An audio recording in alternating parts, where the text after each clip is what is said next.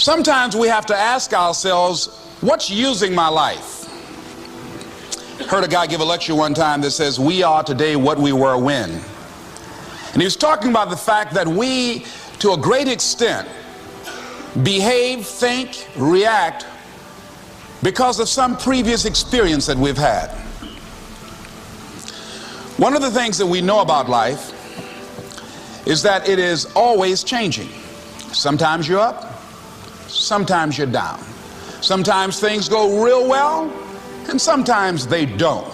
Sometimes you're happy, and sometimes you're sad. Now that's that thing called life.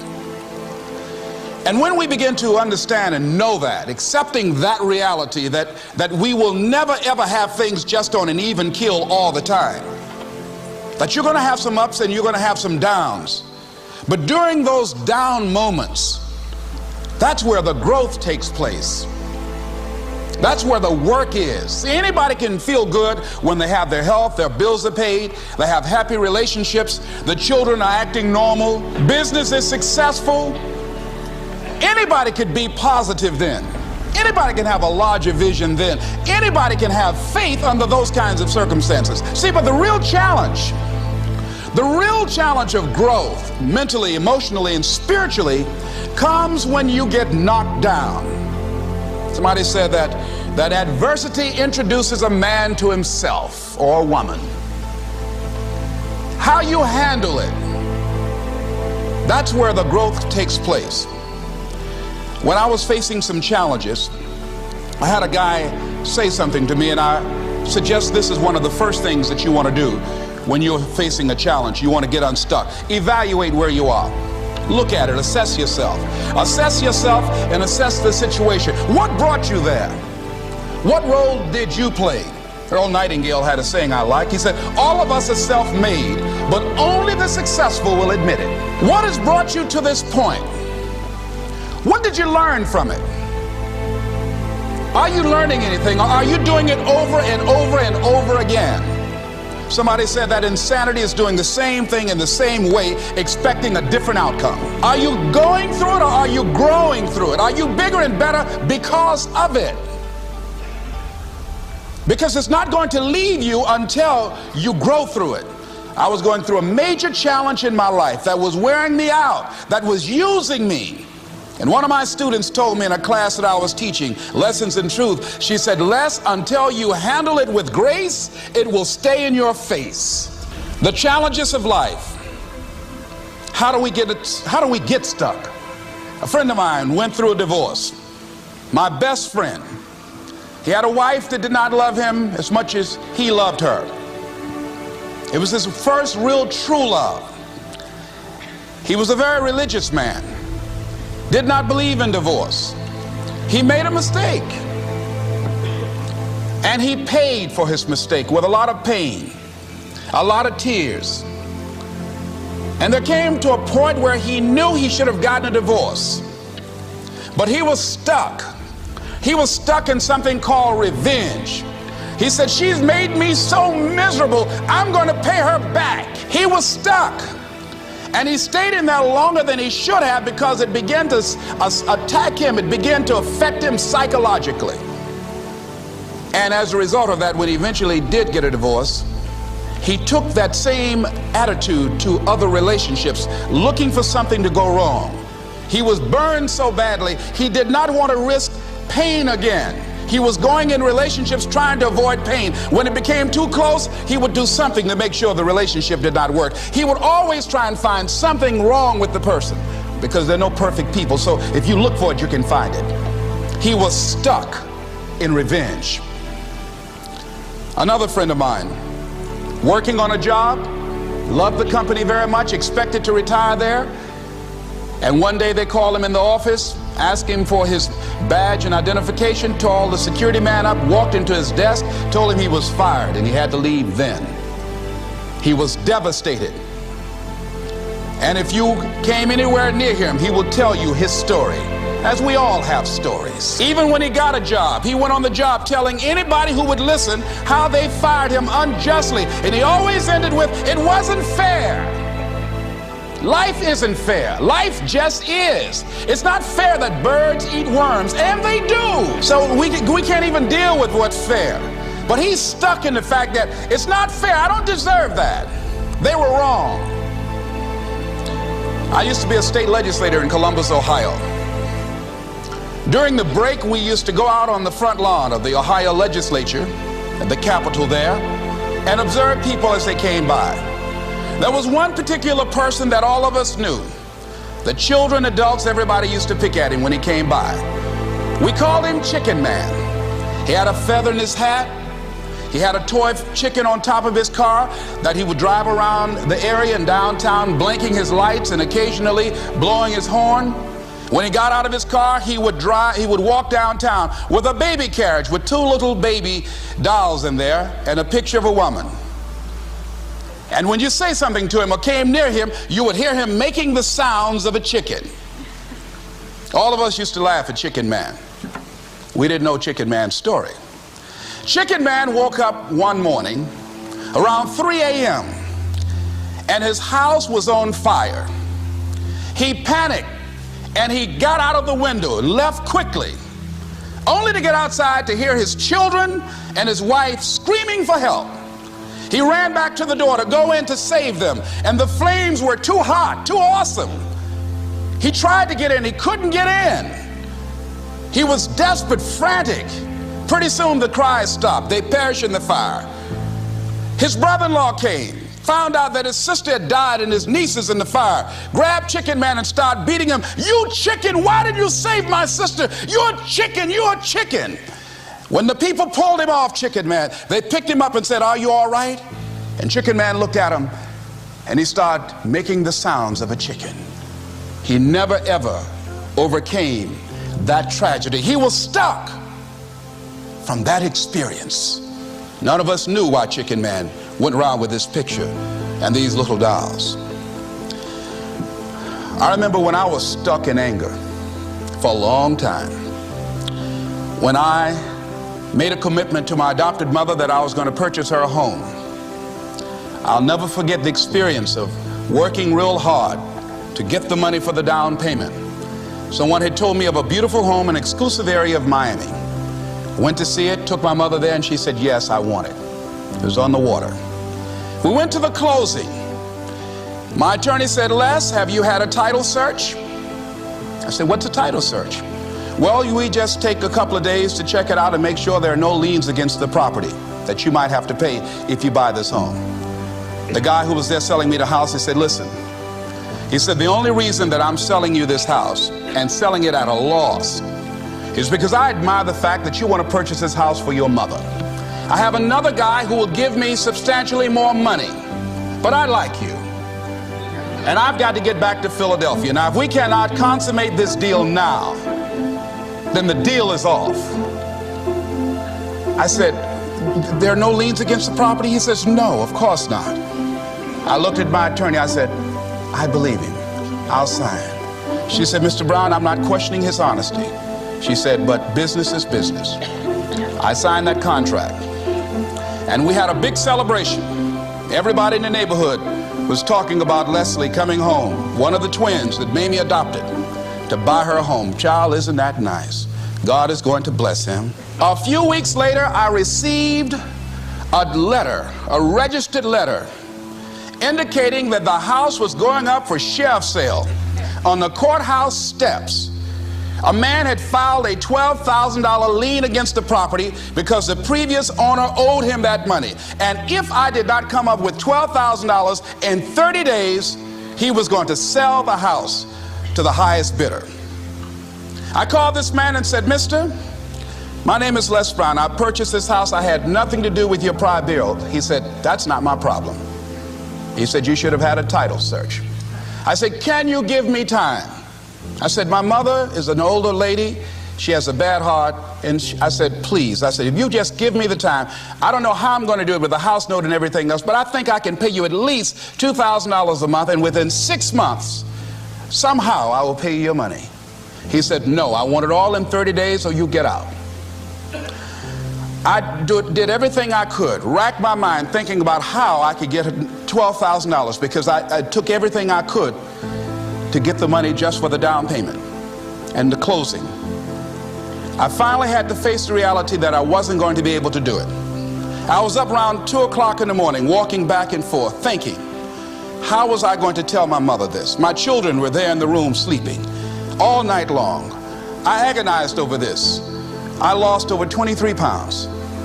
Pretty soon I went in the room where my mother was sleeping, and I said, Mama, I got down on my knees by the bed. I said, Mama, I got to talk to you. And she said, what's wrong? I said, Mama, I said, we got to get out the house. I said, in my haste to buy the house, I made a mistake. She said, that's all right, baby. I didn't like this house anyhow.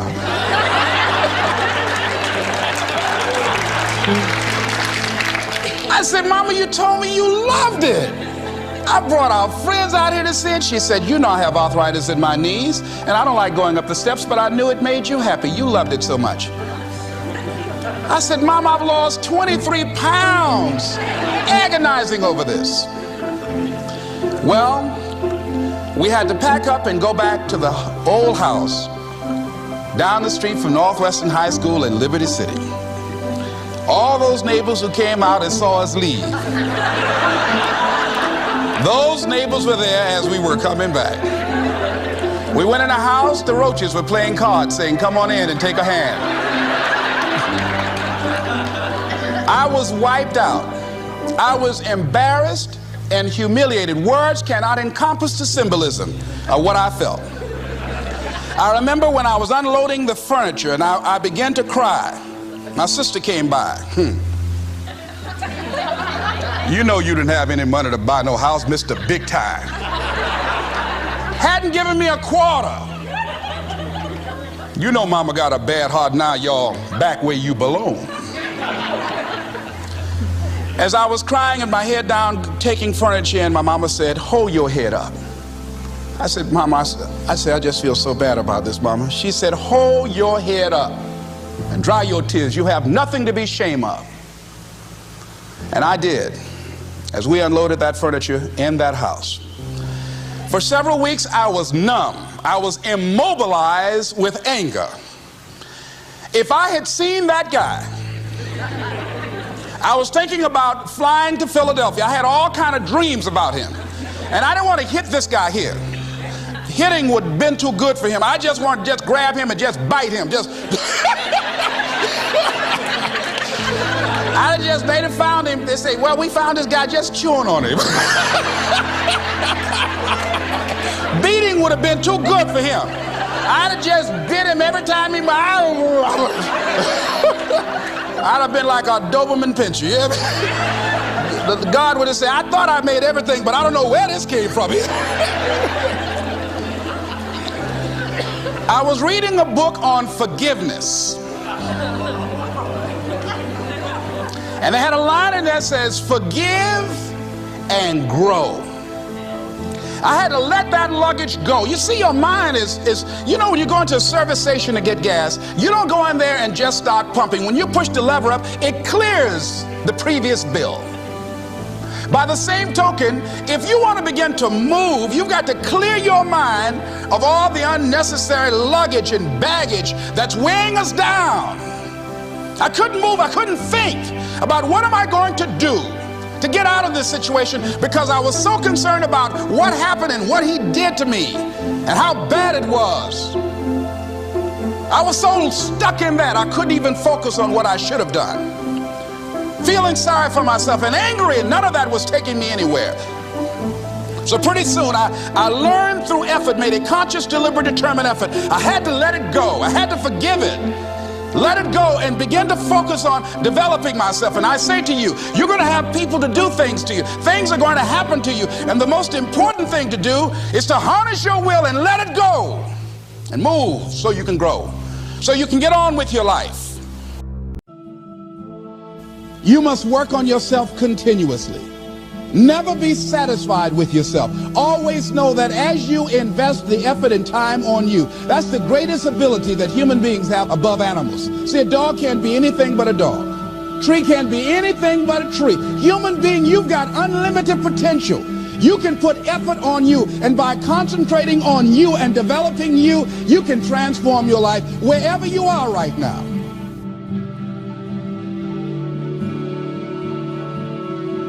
And as you continue to work on yourself, you will begin to expand your vision of yourself. You'll begin to work towards self-mastery. And you will begin to see it reflect itself in all the dimensions of your life, your mental life, your physical life, your social life, in your relationships, your monetary life. So concentrate on developing yourself. The next thing is develop a health plan. See, you can't feel well and do well if you don't have good health. You can't perform if you don't have your health. Your health is valuable. Develop a health plan. A plan that you will follow, because this is the only vehicle that you have to carry you through this experience called life. And you want to take good care of it because you love you enough. You care enough about you. And that's not easy. It is not easy having a health plan and sticking to it. You want to live life with energy and passion. You want to make a conscious effort to be lively. You want to be happy. You got a lot to be thankful for. So you've got to learn to stand up to yourself inside yourself and short circuit, override that conversation that's always going on. 85% of what that conversation will tell you is negative. It's negative. It will tell you you're tired when you really are not tired. It will tell you you can't do it. It will fill you with fear. So you've got to watch that conversation. And when you find it going on, you've got to stand up to it and say, I'm going to do this anyhow. I'm afraid, but I'm afraid not to do it. And I'm not going to let you stop me. The biggest challenge that you will have in life is you. There's an old African proverb that says this: there's no enemy within. The enemy outside can do us no harm.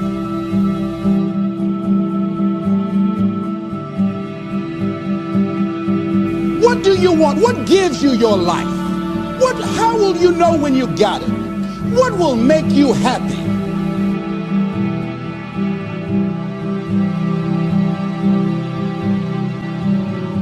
You need to know. You need to start asking yourself some questions. What do I really, really, truly want? You need to be exact about that. Don't be vague. Oh, I just want to be happy. That's too vague. What will make you happy? How will you know when you got it? In what you've done with your life thus far, is it giving you what you want?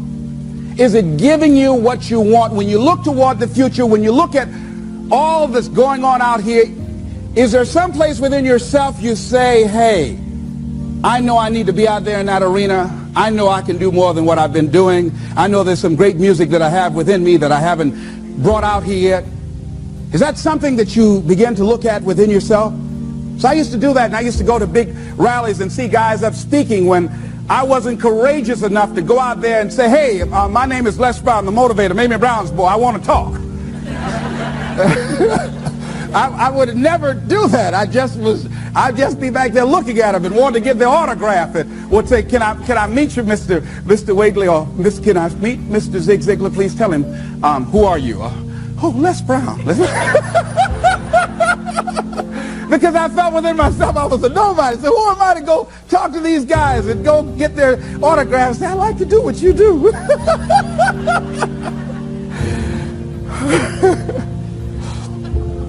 See, I say if you look at your life, and if you're not getting what you want, you owe it to yourself to do something differently. If you're on a job, 85% they say of Americans go to jobs that they're unhappy. If you're doing something 8 hours a day that you don't like, it's not giving you what you want, it's not giving you a strong feeling of satisfaction and fulfillment, you're miserable, you hate to go there, you're depressed just thinking about it, you sing the Thank God It's Friday song every week, it's giving you headaches just thinking about it on Sunday afternoon after the football game goes off. If that's what it is, you owe it to yourself to start strategically working to change directions. See, but you know what most people will do? Most people will resist change. Most people will fight change as if change would be worse than what they're experiencing. See, they know this. They're familiar with this. Most people will not challenge the unknown. They won't just step out there. See, there's certain things that's got to be in place. They got to see it all together. And life isn't like that. That's not how you grow. So as you look at your life, you're saying, I'm not getting what I want. As you begin to look toward the future, begin to know that whatever it takes for you to create that, you've got that in you. You got that. You've got genius in you. You've got goodness in you. You've got creativeness in you. If you decide to take the initiative to change the current quality of your life, I say to you that you will find that the universe is on your side, that life is on your side. Now, will it be turbulent? Yes. Will it be easy? No, no. Will you have some opposition? Yes. Will I make a lot of mistakes? Yes. Will I get hurt? Yes. Yes. See, a lot of people won't try anything different in life because they don't want to get hurt. Let me tell you something. It's too much pain to duck. Pain is everywhere. You can hide under here. It will come where you are. Really, if I go back here, pain will come. Hey, Les, come on out. It will come. It's everywhere. Viktor Frankl calls it unavoidable suffering. You can't duck it. But most people spend their life not wanting to deal with the pain of rejection, the pain of defeat, the pain of being disappointed, the pain of losing, the pain of failure, the pain of being criticized, the pain of not being liked, the pain. That's called life. Life is full of pain. It's everywhere. But guess what? There's no gain without pain. Now, if you're going to hurt anyhow, get some yardage out of it.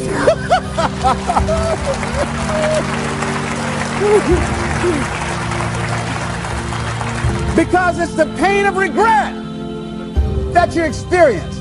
If I had it to do over again, that's a pain. Don't you know that's something? When you know, I was in a seminar once and this lady stood up. If I had my life to live over again, she talked about all of the things that she would do. And you can feel the pain of regret in her voice. The pain of regret. She still experienced pain. She was trying not to experience the pain of defeat, the pain of disappointment, the pain of loss, the pain of lack of support. And she still experienced pain. It was right there. We can't get around it. Most people are governed by their habits, their fears, and the opinions of others. A lot of people never try anything differently because they have been convinced by people in their lives that they value that they can't do it. They're living within the context of the opinions that other people have of them, the low expectations. Many people doubt themselves because when they thought about doing something at some critical point in their lives, somebody they respected and honored, somebody they believed in, somebody that they loved, someone they trusted said, you can't do that. And they accepted that. That's why I didn't go off to college. I had an instructor that I believed who said, you're not college material, Mr. Brown. You're not as smart as your brother Wesley or your sister Margaret Ann. You're not college material. Why don't you try and get you a job at the post office? Try and do something with your hand, or go down to the Miami City Sanitation Department and see can you get a job there. Or why don't you try and go into the Army? I took that test, Mr. Tellers, already. And what happened? I failed. I told you. Anybody fail the Army test, you're really in trouble. So I went down to the sanitation department to try and get a job, because that's what I believed was possible for me. As you look at your life, ask yourself the question, what would your life be like? What would your life look like if you decided not to care what people thought of you? What would your life be like if you decided to give up some of your fears? What would your life be like if you decided to become courageous? What would your life be like? If you decided to act on your dream, if you did what you felt in your heart. You know what courageous means? Tom Ruskin and Randy Reed said. They said that courage comes from a French word which means of the heart. How does it feel to you? He says it's courage, you know, it takes courage to live. He says most people go through life not allowing themselves to step out because they don't want to let go. They don't want to be blown around. They don't want to be moved. The courage to face life's whirling wind of contradictions.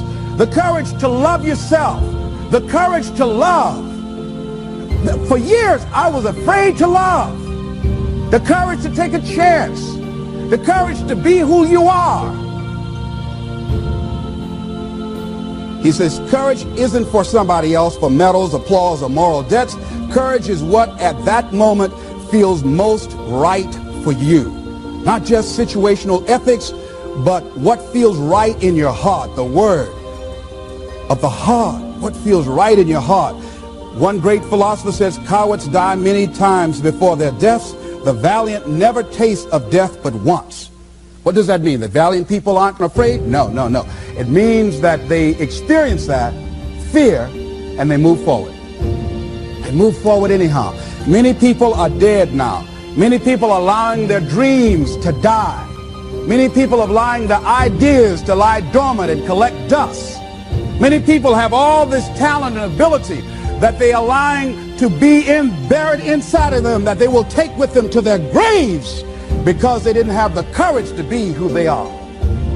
And I say, as you begin to look toward the future and manifesting your greatness, it's going to take everything in you, that your life deserves the concentrated effort to begin to look at how is it that I can express more of me? How is it that I can bring my ideas out here now? How is it? And start living with a sense of urgency, because you're here today, you're gone today. Life is unpredictable. It's uncertain. There are no guarantees. No guarantees out here at all. So holding back, what are you waiting on? Ask yourself, what's the benefit of your waiting? What's the benefit of your not living your dream? What's the benefit of not listening to yourself? Oh, please, listen to yourself. You know the feelings. If you start listening to the feelings in your heart, and I'm doing it now more every day, I find that my feelings, I can trust them. And I say to you that as you look toward the future, you look at life on a daily basis, if there's something that you have been given, if you've heard something within yourself that you know that what you're doing now doesn't fit for you, it doesn't work for you, it's not giving you what you want, and there's something else that you want to do, don't allow that inner doubt in you to talk you out of it, to build a case on why you can't have it, to tell you why you're not good enough. You ignore that inner voice and all of the external voices. Don't judge the possibilities for what you can do based upon the circumstances, because the circumstances won't determine who you are. Don't determine what you're able to do based upon your resources. Don't determine what's possible for you based upon where your life is right now. Where your life is right now is not you. That's just what it is right now. But the possibilities for you are unlimited. If you're in a rebuilding process, it's unlimited. If you're coming back from adversity and devastation, it's unlimited of what you can do. That's the capacity of human beings. It doesn't matter how many mistakes you've made. It doesn't matter how many flops you've had. It doesn't matter how much money you've lost. In fact, I see it only as an investment of what you learn from life. Not losses, but investments of what's possible for you. And I say to you that once you start listening to yourself, and as you begin to act on your dream, as you start just trying to find your way, doing what you can with what you have, you will start seeing things opening up for you. You'll start attracting people. You say, where'd they come from? Things will start coming together, clicking for you. You say, whoa. You start brainstorming. Ideas will come out of nowhere as you focus on it. The key to it is to begin to focus on what it is you want to do. Why, Les? Why is that important? Because as you focus on that which you want to do, that which we focus on, that which we give our energy to, it will begin to multiply. It will begin to expand. It will begin to develop your consciousness. And out of that comes your greatness. Out of that comes a commitment. Out of that comes a passion for life. Out of that comes a special power that you have in you that you haven't even called on yet. See, the powers that we have will never reveal themselves if we don't challenge them, if we don't put ourselves in a position where we have to use them. So one of the most important things is reading a book that's a really interesting book called Instant Millionaire, and the guy said, put yourself in a position where you can't retreat, where it's do or die, sink or swim. Here's what you'll find out.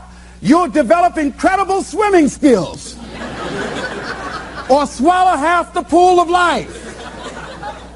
You'll find yourself stroking unlike you've ever seen before. Through the inspiration of desperation, you'll become more creative than ever before. So what is it? How do we handle that whole piece?